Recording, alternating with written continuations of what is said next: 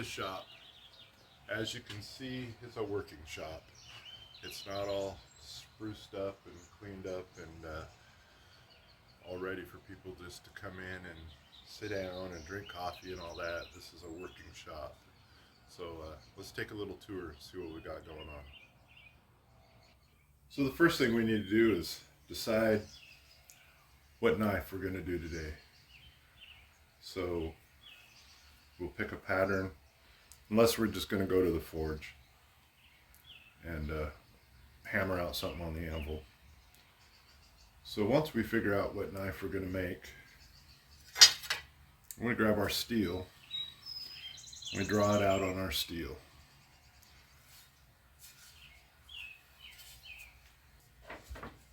Once we pick out our steel, then we bring it over here, clamp it in the vise. We use this cutting wheel, this diamond cutting wheel, to cut out our basic shape in the steel. So once we have our blank cut out, it's going to be pretty rough from the cutting wheel. So we'll come over here on the grinder and we'll smooth out all the edges and make it pretty smooth, pretty close to our lines, but we're going to leave some room for filing and things like that. And then we head over to the drill press and we put the holes in it that we want to make. After that, we start cutting bevels. So we'll use a bevel jig. We put our knife on here where we want to put our knife, and then we want to cut the bevels across this using the grinder. So now we have our bevels all cut out, but this knife isn't done yet. Now it needs to be heat treated.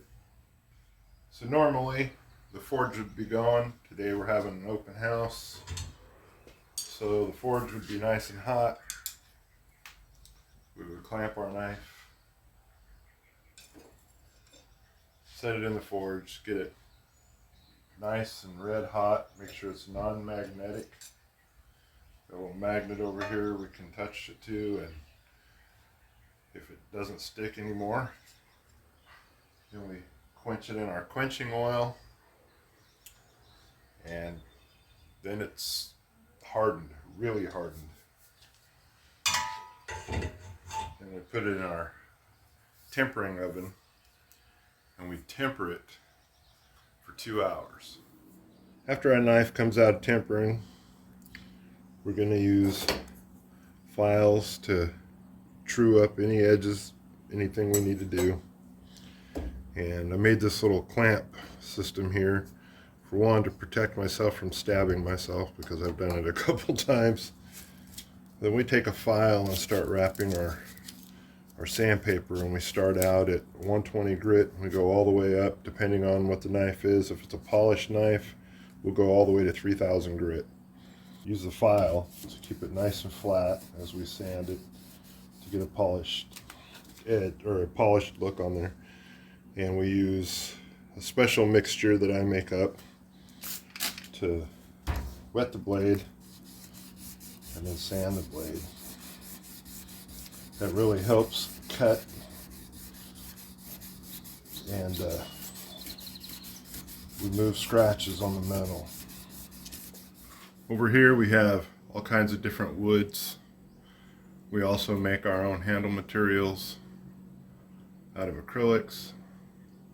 We also use bone, we use brass, all kinds of different things to construct a handle. Then it's off over here to the bandsaw to cut out our wood or our acrylic to fit our knife.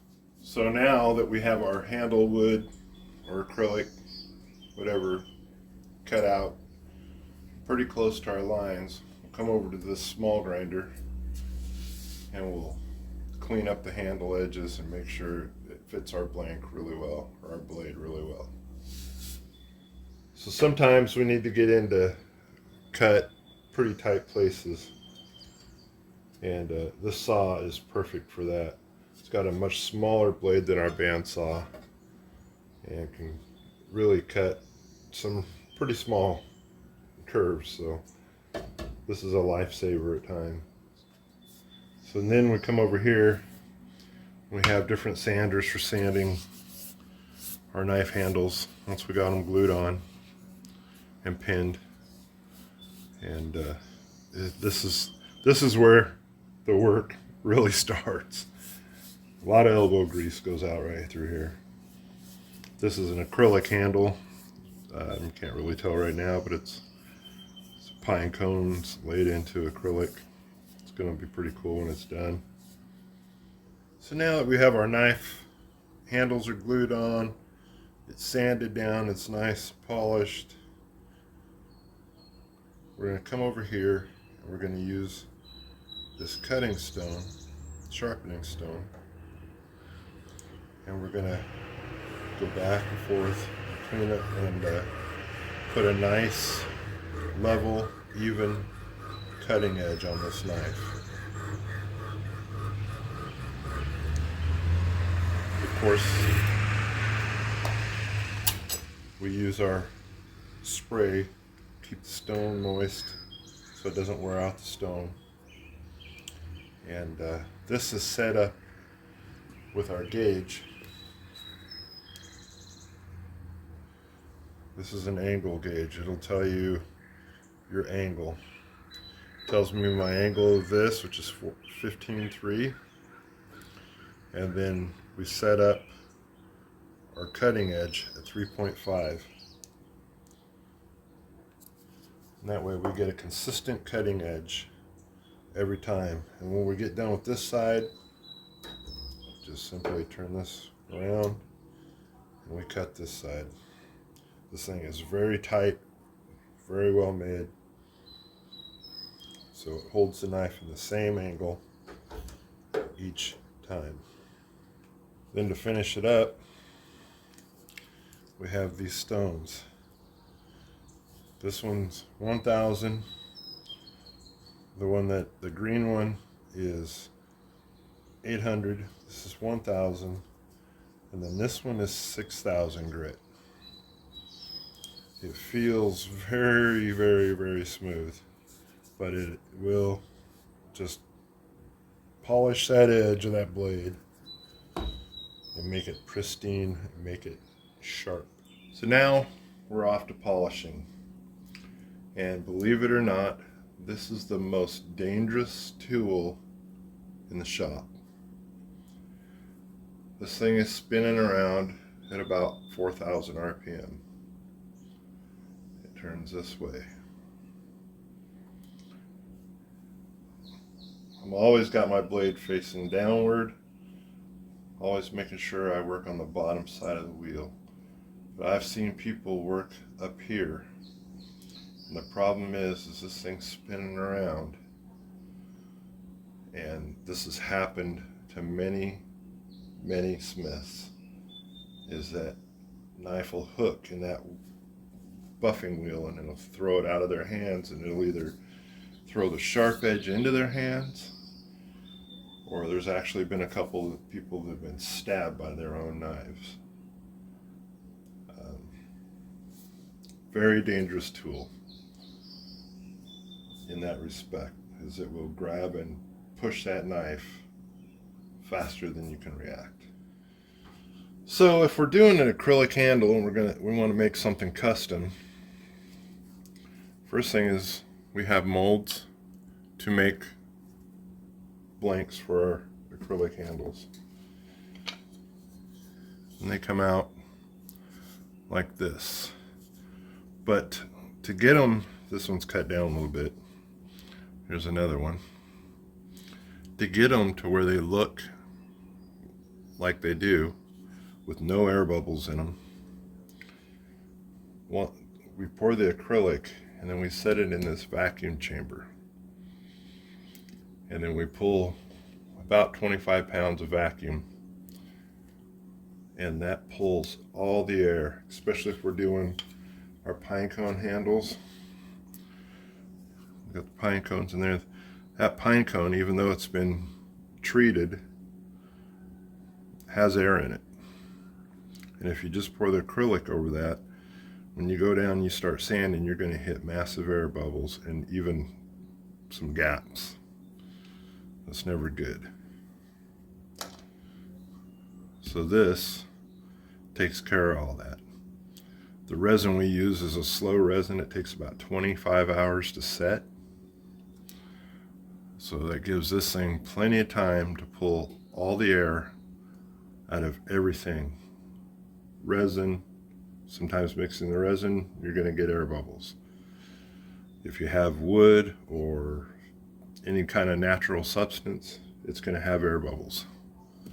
But this takes care of that. This sucks all the air up out of the chamber and holds a vacuum. This thing's held a vacuum for a couple days. As long as you get to wet the seal before you put it in there, this thing will hold vacuum until you release the pressure. It's a great little unit to have if you're going to do custom handles. As you can see, we have a serious amount of sandpaper. Those are just for the sander. We have tons and tons of hand sanding sandpaper. We have all kinds of different drills, polishers. You never know what you're going to need when you're making a knife. One of my favorite things is making sheaths. We're making sheaths for several different knives right now. Got several different stages. This is cut fresh out of the leather. Kind of have a little design in here about where the knife is going to sit. This is going to be a holster style sheath. This one's just freshly cut out, and I just got it all dyed black. We got all kinds of different colors. This one, for this knife here, you can see that we have an extra welt that we add in this sheath, and that is perfect for when the knife slides into the sheath of not going across the strings. It'll have a place to sit. And once we get this sewn up and everything, then we'll re-wet this and form it to fit the knife.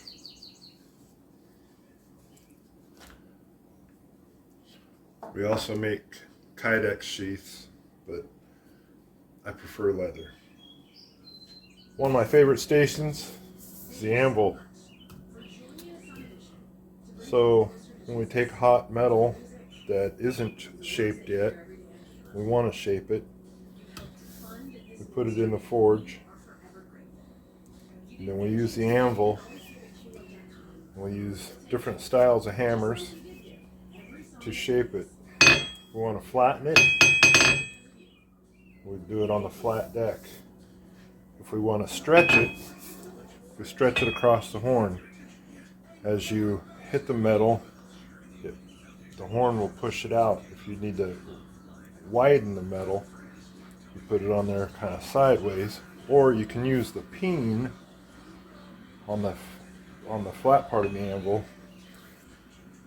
and use the peen on your hammer to help stretch it out. You got to be real careful using this part of the hammer, because this will leave some pretty deep marks in your blade. So it's always good to use the horn for stretching. Also, I've rounded the edge of this side of the anvil. I've rounded the edge where I can also hammer along the edge to get the metal to the length or the width that I need. This is the funnest part of knife making. Also, probably the most work. But when you hammer out, whether it's a knife or anything else on an anvil, you really respect the craft. Well, I hope you enjoyed that. just a little quick tour of the shop and kind of show you our process and what we do. We invite you to come by and check it out while we're working. We keep a few knives on hand here if you're interested in looking for a knife or buying a knife. We'd sure love to walk you through that. If you're wanting to order a knife, we do special orders. We can walk you through that, and we'd just love to see you, have you come by and say hi. So, thank you for watching, and I appreciate it.